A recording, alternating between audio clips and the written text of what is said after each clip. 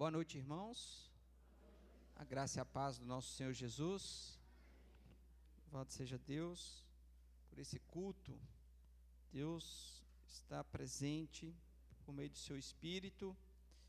Ele trabalha em nossos corações, fala conosco. E esse culto é dedicado ao Senhor. Cristo é o centro do nosso culto e assim sempre deve ser. E louvamos a Deus também pela oportunidade que Ele nos dá nesse momento, como parte do nosso culto, meditar na palavra dEle. No domingo passado, nós iniciamos uma nova série de mensagens no Evangelho de Marcos, Evangelho segundo Marcos. Domingo passado tivemos a nossa primeira mensagem nesse Evangelho. Nós lemos e refletimos no texto de Marcos 1, capítulo 1, versículo 1 a 8. E hoje nós vamos avançar mais um pouco. Convido você a abrir a sua Bíblia no Evangelho de Marcos, capítulo 1, versículos 9 a 11.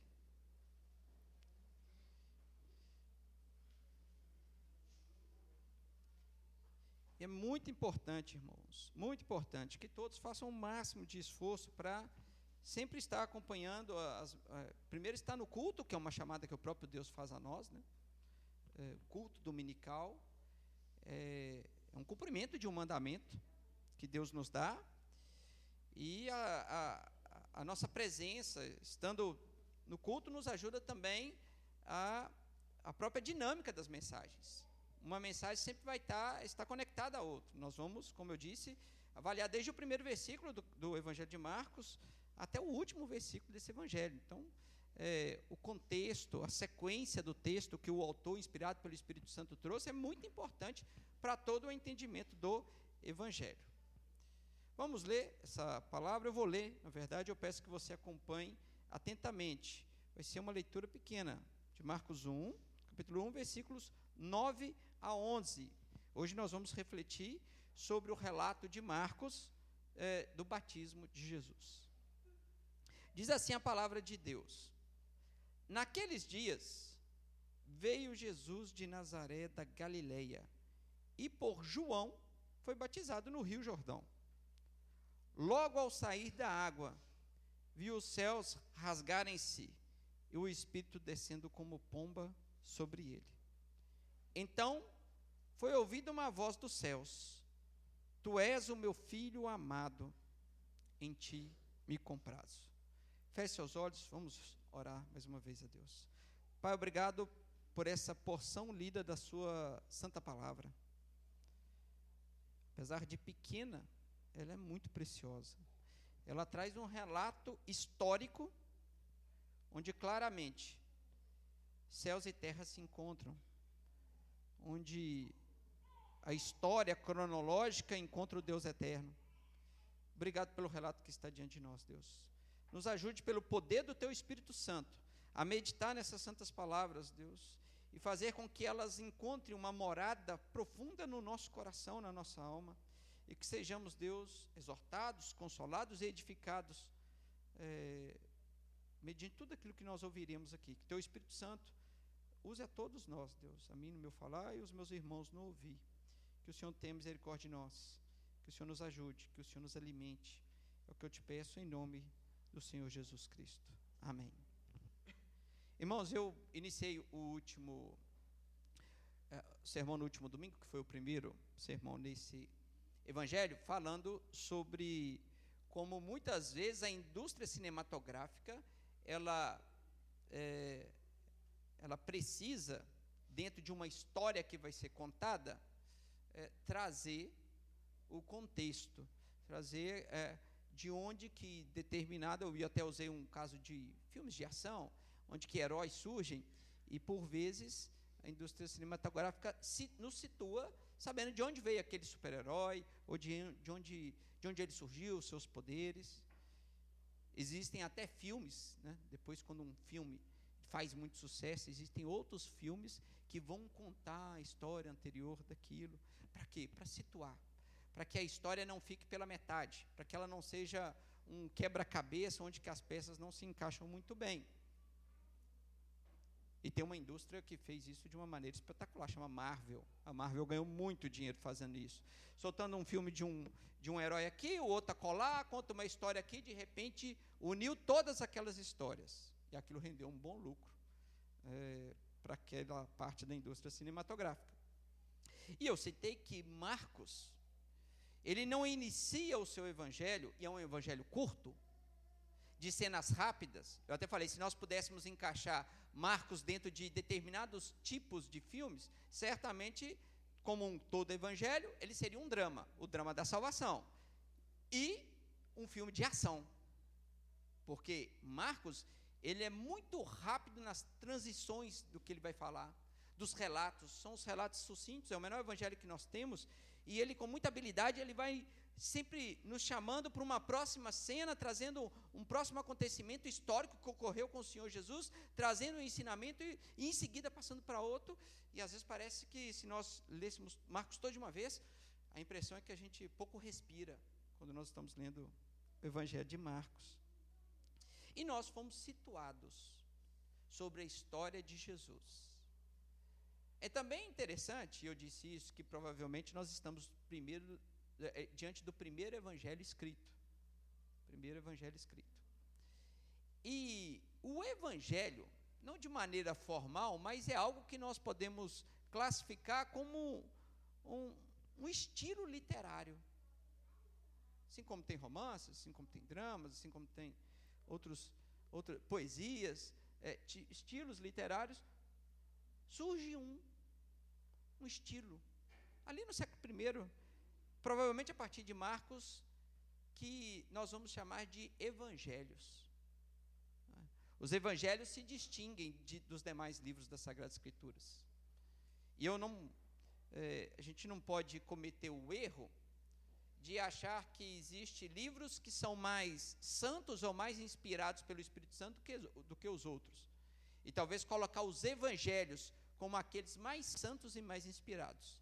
Toda a palavra de Deus, desde Gênesis e Apocalipse, foi inspirada pelo Espírito Santo. E os evangelhos, eles, podemos assim afirmar, é o cume desse monte, desse belo monte, perfeito monte que é as Sagradas Escrituras, mas ele não está acima de nenhum outro, mas ele está fundamentado em todos os outros textos, que até aqui surgiram. E aí eu estou falando do Antigo Testamento. E aí nós temos os evangelhos sendo escritos e se fundamentando em tudo aquilo que foi escrito. Foi isso que nós, inclusive, falamos, olhando Marcos de 1 a 8, desse primeiro capítulo, como Marcos ele está trazendo a fundamentação de Jesus Cristo por meio do Antigo Testamento, trazendo, inclusive, citações dos profetas, no caso aqui, Isaías e também Malaquias, mostrando que Jesus não foi um acidente histórico. Ele foi aquele prometido séculos antes, milênios antes. Jesus ele estava anunciado nas Sagradas Escrituras e ele é o cumprimento daquilo que os profetas falaram. E agora os evangelhos vão, nessa fundamentação, contar a história desse Jesus, do prometido, do Messias. Os evangelhos, eles sim têm um caráter biográfico, está relatando a vida do Messias enviado, Filho de Deus, o Salvador. Como eu disse, Marcos parece resumir um pouco mais as coisas. Nós não temos aqui no Evangelho de Marcos, por exemplo, o relato sobre o nascimento de Cristo Jesus, ao qual Lucas vai narrar de uma maneira muito bela como Cristo Jesus veio ao mundo. Inclusive, sempre me encanta, ali nos evangelhos de Lucas, os cânticos que estão celebrando a vinda de Cristo Jesus. Lucas, ele se detém um pouco mais em dizer como isso aconteceu, como que Jesus, ele veio na história como Filho de Deus, a segunda pessoa da Trindade. Ele entra na história, ele encarna na história, desde um bebezinho. Esse bebezinho vai crescendo. Do ponto de vista da infância de Jesus Cristo, nós temos poucas informações, mas temos. mas na adolescência de Cristo Jesus, nós não temos mais informação. Sua fase juvenil, nós sabemos o que Cristo fez com 20, 21, 22, 23 anos. O que nós sabemos é que Jesus, ele estava vivo, ele estava vivendo a sua vida cotidiana, no seio de uma família. Aparentemente, a gente vai entrar na cena do batismo aqui, em algum momento dessa jornada, o seu pai, José, se vai. Nós não sabemos quando e como isso ocorreu, a palavra de Deus não faz um exercício, mas como José sai de cena. Eu diria que Maria e os filhos de Maria, irmãos de Cristo Jesus, eles são citados depois, mas a gente não vê mais José. Certo é que Jesus aparece por volta da sua idade ainda jovem, é um jovem de 30 anos, que agora aparece na história, e em Marcos ele aparece já nesse momento.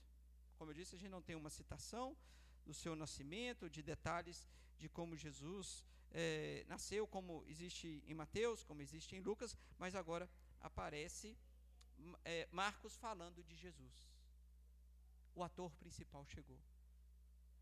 É o protagonista não só deste evangelho, irmãos, estamos falando do protagonista de toda a história do mundo. Poderia falar, né, o protagonista da Bíblia. Não. Jesus é o protagonista da história do mundo. A história toda criada desde o seu início e até o seu fim. Tem como centro de toda ela o Senhor Jesus Cristo. E é por isso, e exatamente por isso, que nós podemos afirmar que a própria história, assim como uma grande história, ela não foi um acidente. Ela faz parte do propósito eterno de Deus em criar exatamente essa história da forma que ela é criada, para trazer o grande drama da redenção. Nós precisamos entender isso. Eu e você existimos para a glória de Deus, para a glorificação do nome de Deus, por meio de uma história que esse Deus cria e sustenta e faz com que ela siga o seu curso até o dia final, para que o nome dele seja exaltado por meio da salvação que ele propôs por meio de Cristo Jesus. É isso o resumo de toda a história, irmãos. Nós já sabemos, inclusive, antecipadamente, como se encerra essa história. Algumas coisas que vão acontecer até os dias finais dessa história. Nós não sabemos tudo, mas sabemos alguma coisa. E sabemos mais que o próprio Cristo, que já veio na história e teve a sua história registrada, um dia ele voltará. Um dia ele voltará. Agora, como eu falo na escola dominical, por vezes eu já falei, agora eu repito aqui, que grande privilégio nós temos aqui no ano de 2025, nós que nascemos nesta era, em poder apropriar da palavra de Deus e conhecer de maneira objetiva, muito bem escrita por Deus, pelos homens que ele levantou para escrever isso aqui, como Marcos, e a gente poder olhar para a história e ver coisas que já ocorreram, da bênção e da salvação de Deus, como a própria vinda de Cristo Jesus aqui. Isso é uma bênção, irmãos. Eu lembro aqui do primeiro capítulo de Pedro, quando ele fala dessa grande história da salvação, como Deus Trino, o Pai, Filho e do Espírito Santo, propôs toda a salvação que nós estamos vendo, e é como uma carruagem histórica que está passando, e os anjos anelam perscrutar essa história, saborear essa história, se ver como essa história, e ficam assim, que grande história é essa? Que privilégio nós temos no ano 2025, poder olhar para o que já passou, e ver Deus atuando de maneira gloriosa na história, e continuará até o final dos tempos. Como eu disse, o protagonista chegou, Jesus. E aqui, em Marcos capítulo 1, no versículo 9, que é o centro aqui da nossa, é o texto da nossa exposição nessa noite, diz que naqueles dias, irmãos, a gente sempre tem que atentar para algumas coisas nas Sagradas Escrituras. Via de regra, quando aparece esse termo, naqueles dias, Deus vai agir. Deus vai agir com bênção, com salvação. Deus vai agir com a sua consolação. Deus, ele vai vir. E aqui diz o evangelista que naqueles dias. Quais dias? Ora, os dias que nós acabamos de relatar no nosso último domingo, onde que aparece um certo João, o João Batista. Ele é chamado assim porque ele está batizando, chamando pessoas ao arrependimento para a remissão de pecados. Uma mensagem que poderia parecer nova, mas não é tão nova, mas é impactante para aquele tempo. Ele está num lugar ermo, no deserto, pregando, e um movimento estranho muito acontece. As multidões vão atrás desse João, o Batista, para serem batizados, escutando aquela mensagem, dizendo: eu preciso me arrepender. Os meus pecados, eles precisam ser remidos. Muitas pessoas inclinaram seu coração duro e estavam sendo transformados por aquela mensagem poderosa que estava sendo pregando de João o Batista. E muitas pessoas quiseram selar de maneira visível a demonstração que estava acontecendo dentro do coração delas com o batismo. Que o próprio João fala: o meu batismo é com água, mas vai vir aquele que vai batizar com o Espírito. O próprio João Batista, que tinha uma mensagem poderosa, falou: vai vir um muito mais poderoso que eu sou um servo. É como se o próprio João Batista fosse um tapete por onde alguém muito maior do que ele iria passar. Ele fala: eu sou um servo, vai vir aquele que é muito mais poderoso do que eu. Alguém que ele não era digno, diz o próprio João, de desatar-lhes as correias das sandálias. De fato, alguém que entendeu a sua missão, entendeu quem ele é no grande plano de Deus, e entendeu quem ele é. Um servo do Deus Altíssimo, um servo que veio simplesmente pavimentar aquele que chegaria, o próprio Senhor Jesus Cristo. Então, naqueles dias, eram esses dias, em que multidões estavam indo próximo ao rio, ali no Rio Jordão, para ouvirem a mensagem e serem batizadas pelo João Batista. O que estranha, irmãos, é que naqueles dias veio Jesus de Nazaré, da Galileia. É isso que diz aqui, no versículo 9. Veio Jesus de Nazaré, da Galileia. Primeiro, Jesus. Nós não estamos falando de alguém, irmãos, que tem o nome de Joeliano. Vocês conhecem quantos joelianos? Só um. Não tem jeito. Eu sou o tipo daquele sujeito que não dá para pisar fora da faixa, Fabinho. É facilmente identificado, né? Joeliano. Eu sei quem que é. Qualquer lugar, irmãos. Lá na empresa tem 7.000 funcionários. Sabe quantos joelianos tem lá? Um só. Se fizer alguma coisa errada e é o joeliano, ninguém tem dúvida. Sabe onde que é, sabe mais ou menos onde que eu sento, me procura, sabe onde achar. Joeliano. Jesus não. Não é um nome específico só da segunda pessoa da Trindade encarnada. Jesus era um nome em que outras pessoas também possuem esse nome, irmãos. E aqui o Evangelho fala que é um Jesus. De onde? De Nazaré. De qual região? Da Galileia. Nós poderíamos falar, se nós olhássemos para o contexto da história, é um Jesus de um lugar insignificante, de uma região insignificante. É um Jesus que no meio da multidão, lembre-se que uma multidão estava indo para perto de João Batista, mas era mais uma multidão. Só que nós sabemos muito bem que não era somente mais um na multidão. Era o Senhor Jesus, que sim, tem mostrado a sua servidão, tem mostrado a humilhação e a sua humildade, porque tem passado.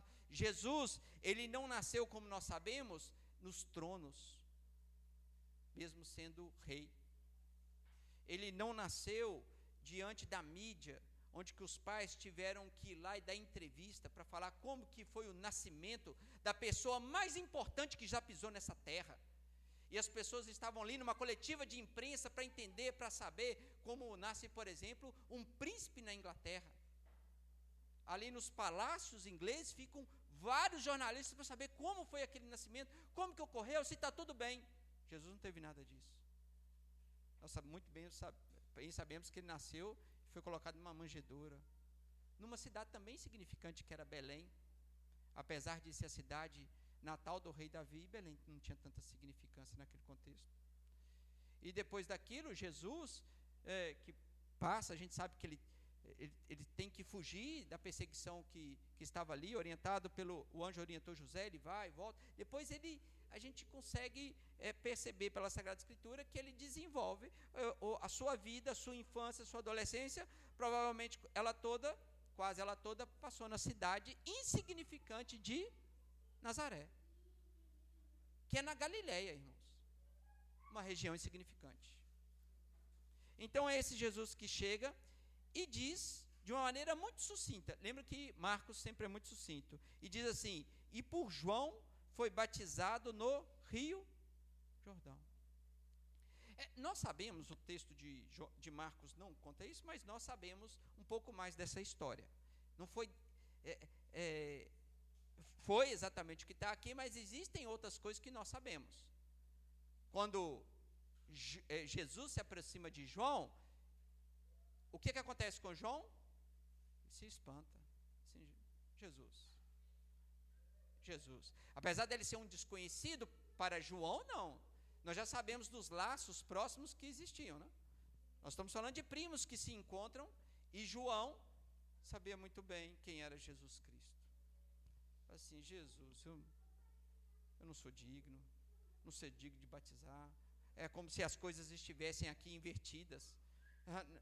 Eu que tenho que estar aí, você não pode estar aqui, né? João, ele sabia quem era Jesus Cristo, o caráter de Jesus Cristo, que aqui nem era o Jesus o Cristo ainda, né? Do ponto de vista de João, mas era o Jesus. Ele sabia da dignidade, da honra que aquele homem merecia. E diante daquilo, e veja só, qual era o caráter da pregação e do batismo que João Batista estava pregando? O seu batismo era para arrependimento e remissão de pecados. Aí nós percebemos a estranheza de João em ver Jesus, porque conhecia. Talvez a perspectiva de João Jesus, esses que estão sendo aqui batizados, esses sim precisam de arrependimento, esses sim precisam de remir os seus pecados, mas eu te conheço, Jesus. Não sou digno. A gente sabe que Jesus, né, da sua forma, assim, João, eu preciso passar por isso, eu preciso ser batizado. E o relato aqui, da forma que Marcos coloca, e João foi batizado no Rio Jordão. Aqui está a primeira coisa que nós precisamos sair nessa noite, irmãos, gravada em nossas mentes. Jesus, de fato, ele não tinha do que se arrepender. Aquele selo que muitos estavam ali de maneira livre, se dispondo para serem batizados por João Batista, todos que ali fizeram isso, o fizeram reconhecendo a sua necessidade de arrependerem dos seus pecados e terem esses pecados remidos. Eles sabiam qual era a situação deles, eles precisavam e eles queriam passar por aquilo, sendo assim, nós precisamos de arrependimento, nós precisamos fugir da ira de Deus.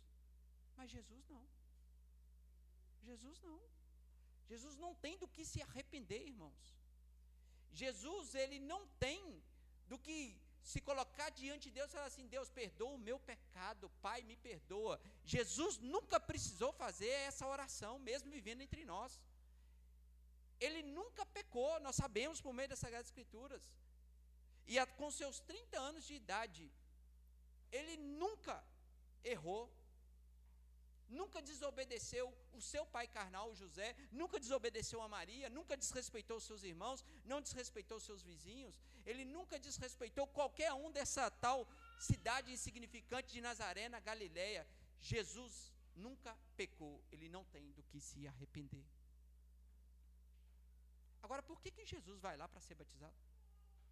Obviamente existem alguns motivos, mas eu queria deixar o principal, por isso que nós precisamos sair com isso aqui dessa noite. Jesus, em sua primeira aparição, de maneira pública, iniciando o seu ministério, ele mostra exatamente por que ele veio aqui na terra. Ele veio para se colocar no meu e no seu lugar. Ele veio para mostrar que ele não precisa de arrependimento e de remissão de pecados. Ele não precisa disso, mas ele veio enviado pelo Pai para ocupar um espaço meu e seu. Porque nós precisamos de arrependimento, irmãos. Nós precisamos de remissão de pecados. Nós precisamos reconhecer quem nós somos. Só que nós erramos até nisso. E Jesus, quando uma palavra, como a própria palavra diz, né, que ele se faz pecado por nós, ele está se colocando no nosso lugar. João, me batiza, João. Imagina, João fala assim: Jesus, vou te batizar para quê? Me batiza. E nós sabemos, o próprio Jesus depois vai falar um outro batismo que ele passaria. Um batismo muito mais dolorido. Um batismo em outra cena, em outra circunstância, que ele também deveria passar, ocupando também um lugar que seria meu e seu, que é a cruz. Ele vai ocupar os espaços em que eu e você deveria estar ocupando. Que grande serviço Cristo fez por nós, irmãos. Que grande serviço. Então, o batismo de Jesus Cristo carrega essa mensagem. Cristo, ele está ocupando os nossos espaços. Só que algo acontece, e é glorioso o que acontece agora. Nós vimos na primeira parte do capítulo 1, que a palavra de Deus está autenticando quem é Jesus. O que os profetas falaram, anunciaram tanto João Batista como Jesus, mostram que eles eram um cumprimento. Então a palavra de Deus da antiga aliança afirma e sela, confirma quem é o Messias.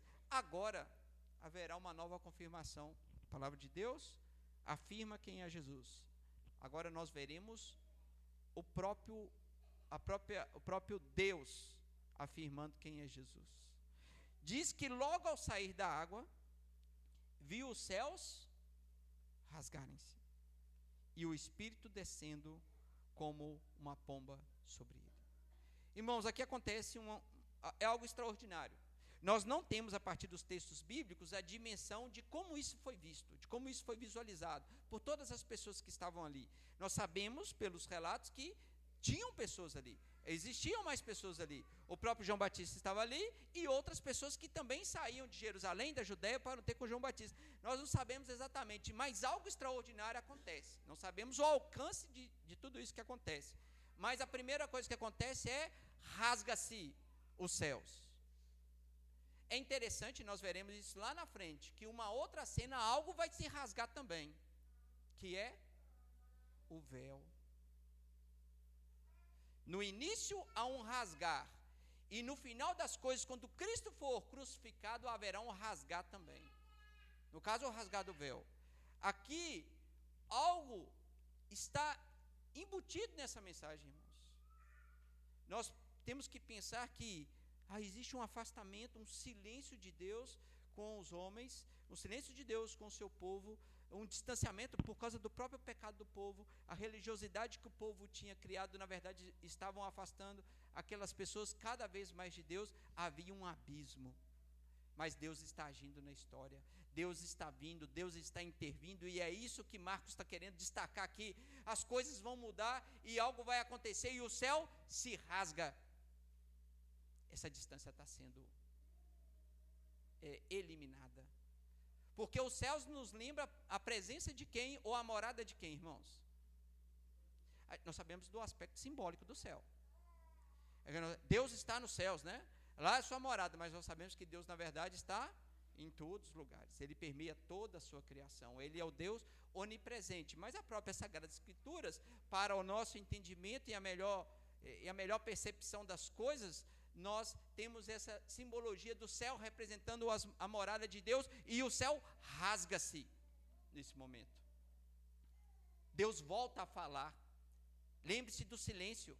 João Batista é aquele profeta que quebra o silêncio de quase 400 anos.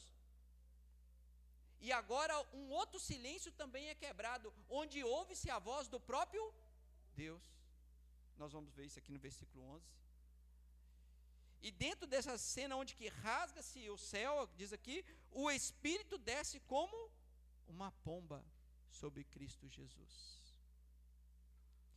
Alguns poderiam falar assim, seria Jesus agora sendo batizado pelo Espírito Santo nessa cena?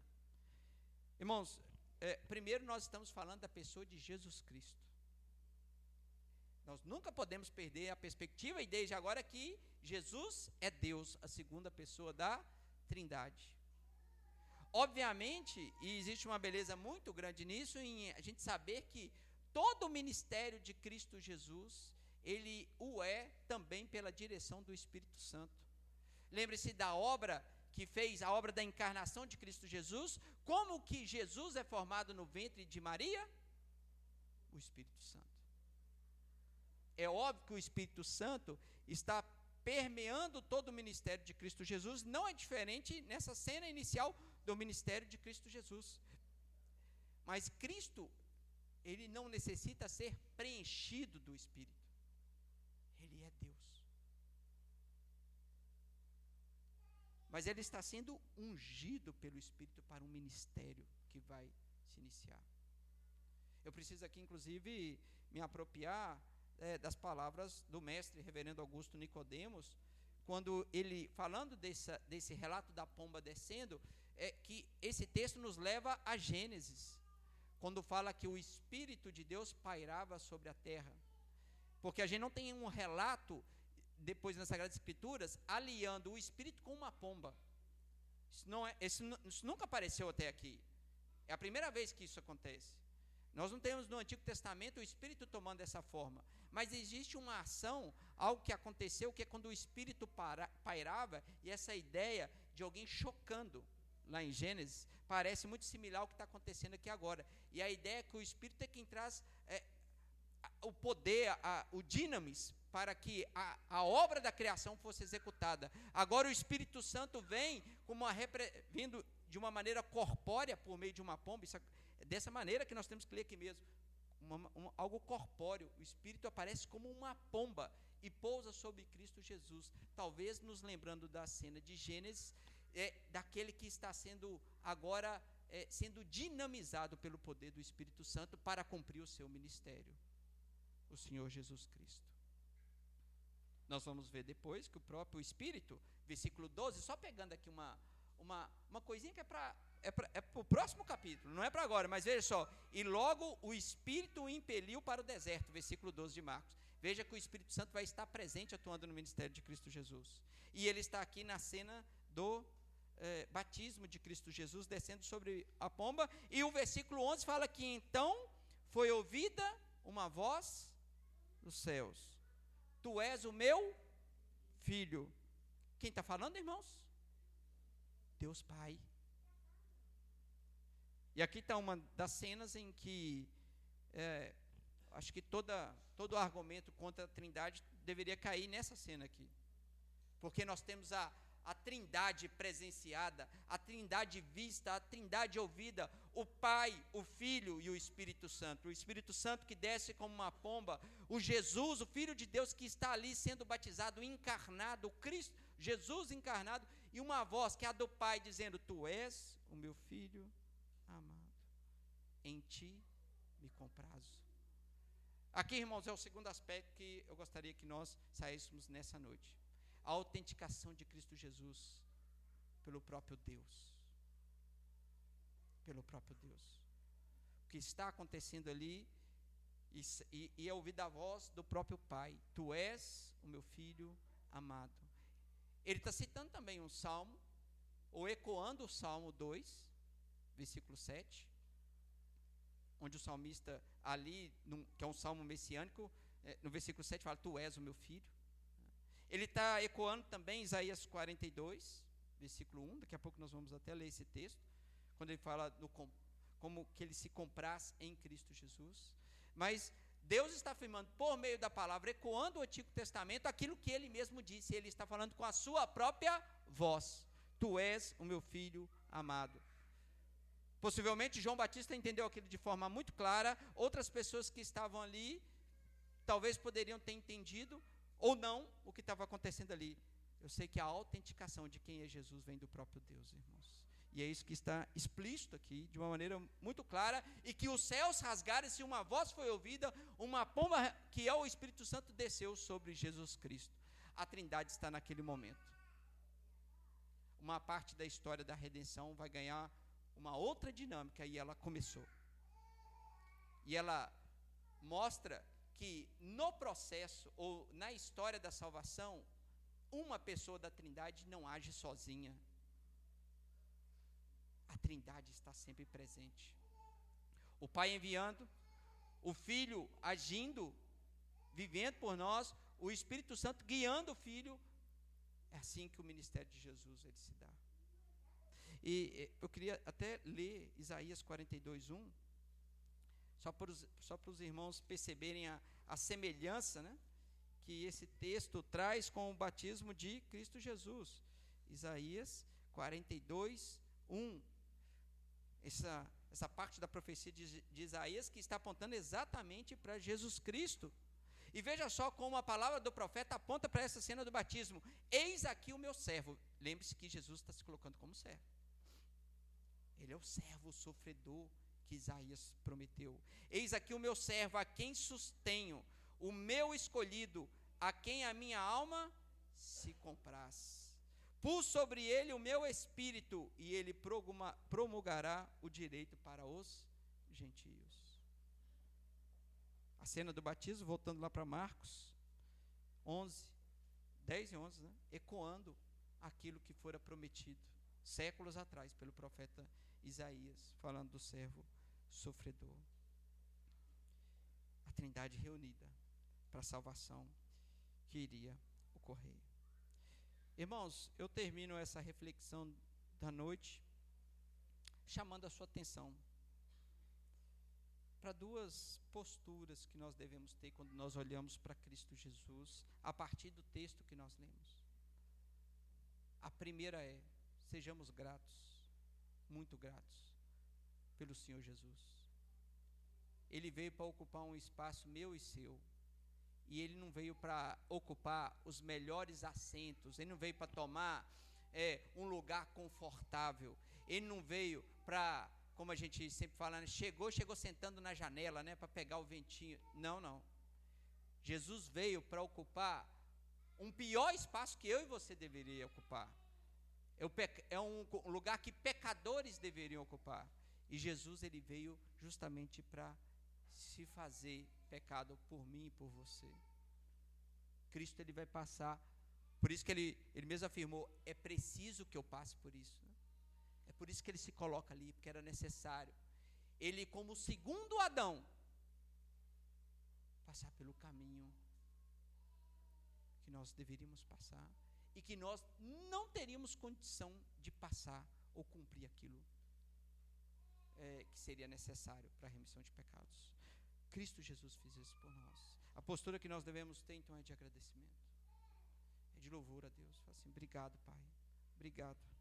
De fato, se o Senhor não tivesse vindo na história, nós estávamos perdidos. Nós não teríamos a remissão dos nossos pecados, nós não teríamos a postura, a condição de arrepender daquilo que a gente faz e desagrada a Deus. Obrigado, Pai, por isso. O segundo ponto que eu gostaria que nós levássemos para casa também é saber que a salvação é uma obra do Deus Trino. O Deus Trino com todo o seu poder, e Ele é todo poderoso. O Deus Trino com a sua presença, e Ele é onipresente. O Deus Trino com a sua grandeza e com a sua sabedoria se faz presente na obra da salvação, do início ao fim. Não haverá abandono, não haverá distanciamento, nunca houve, a não ser em um momento que também nós vamos relatar, onde Cristo Jesus carregará definitivamente os nossos pecados sobre a cruz do Calvário. Mas ainda assim, o Deus Trino está todo envolvido na nossa salvação e na nossa redenção.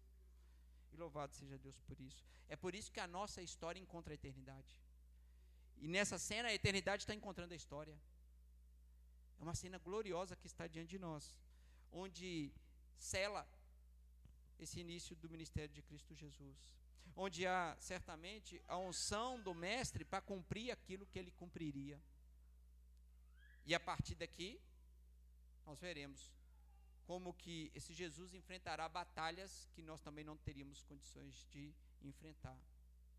Versículo 12 fala que logo o Espírito o impeliu para o deserto. Para quê, irmãos? Para ser tentado. Mas é uma cena para o próximo capítulo. Vamos orar a Deus, feche seus olhos.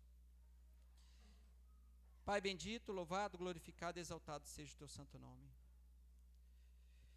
Obrigado pela história que o Senhor predeterminou, Deus. Obrigado pela história que o Senhor está cumprindo dia após dia. Louvado seja o teu santo nome. Obrigado, Deus, por vir ao nosso encontro. Obrigado, Pai, por nos fazer participantes do grande plano de salvação que o Senhor prometeu, o Senhor já cumpriu boa parte dele e cumprirá até o dia final dessa história. Obrigado, Pai, por enviar o Filho. Obrigado, Espírito, por toda a obra realizada, por estarmos, Deus, sendo alvos do amor do Senhor. Obrigado por ocupar espaços, Deus, que nós não teríamos condições de ocupar. Obrigado, Deus, por se fazer um servo por nós. Obrigado. Obrigado por Cristo Jesus, o nosso Salvador. Aquele e único que teria as qualidades e as qualificações necessárias para cumprir a vontade de Deus, para cumprir aquilo que fora predito pelos profetas, para cumprir cada uma das etapas necessárias, para que o nosso pecado fosse devidamente justificado. A partir do que nós lemos, Deus, eu peço ao Senhor que o Senhor coloque no nosso coração a necessidade de arrependimento, Deus, a necessidade que nós temos também de buscar a remissão dos nossos pecados. O que Cristo fez por nós, existe uma aplicação direta em nossas vidas, e nos ajude, Pai, a fazer com que a obra do Teu Espírito Santo rasgue o nosso coração, para que nós sejamos sensíveis ao Teu Evangelho, ao amor do Senhor por nós, sejamos sensíveis, Pai, e entender tudo aquilo que foi feito, e nós possamos, Deus, depositar na cruz de Cristo a fé que nos redime, a fé que nos justifica no tribunal de Deus. Nos ajude, Pai. Obrigado, ainda nos dias de hoje, Pai, por nos preencher com a sua graça e também nos encher com o Teu Espírito Santo, Deus. Ó, Pai, o Teu Espírito Santo que visita as vidas, visita, Deus, corações pecadores e nos leva à consciência de quem nós somos, do nosso pecado e a necessidade que nós temos de arrependimento. Louvado seja o Senhor por essa obra tão grande que é feita em nós e por nós, Pai. Que o Senhor continue a guiar a cada um de nós, Deus, por meio da sua palavra, a guiar o teu povo, a nos instruir e a ver, Deus, na beleza do Evangelho, em cada uma das cenas narradas, o grande amor do Senhor por nós, o grande amor do Senhor pelos eleitos. É isso que nós oramos a Ti, Deus, agradecidos por tudo aquilo que o Senhor faz por essa igreja, continua fazendo por nós e fará, Deus, por aqueles que ainda se achegarão ao Teu reino. Louvado seja a Ti, obrigado, Pai, é a nossa oração, em nome do Senhor Jesus. Receba a bênção, irmãos, que a graça do Senhor Jesus Cristo, o amor de Deus Pai, a comunhão e a consolação do Espírito Santo do Senhor, repouso sobre cada um de nós, hoje e sempre, até a volta de Cristo Jesus. Amém. Amém.